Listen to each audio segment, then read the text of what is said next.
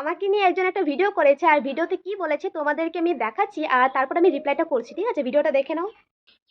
আগে তোমরা এই বোনটার ভিডিওটা দেখো, তারপর আমি কিছু বলছি। নিজের আইডিকে ভাইরাল করতে চাও, অবশ্যই একটা কপি লিংক পারে তোমার আইডিকে ভাইরাল করতে। আমি নিজেও করি, বিশ্বাস করো, এটাই বাস। তো তোমরা তো দেখলেই এই বোনটার ভিডিও, তো সে বলছে কপি লিংক করার পরে ফলোয়ার আসে। তো ঠিক আছে বোন, আমি কপি লিংক করছিলাম, ফলোয়ার বাড়েনি।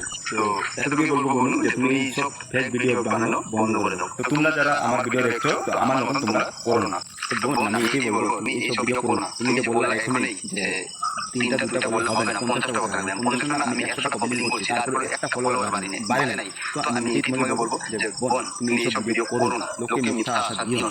বাস তুমি আমার বল। তো দাদাভাইটা কি বলেছে, আমিও করেছি কিন্তু আমার ফলোয়ার্স বাড়ছে না। তো আমি সবাইকে এটা আগে বলেছি যে তোমাদেরকে ফলোয়ার্স বাড়াতে হলে কাজ করতে হবে, শুধু কপি লিংক করলে হবে না।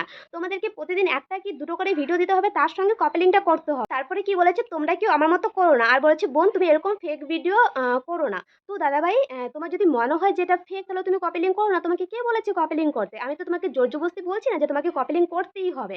আর আমার সঙ্গে হয়েছে যেটা, আমি সেটাই বলছি। আমার যেখানে ছিল 7,000 ফলোয়ার্স, সেখানে এখন হয়ে গেছে 32,000 ফলোয়ার্স। ঠিক আছে, কপি লিংক করে।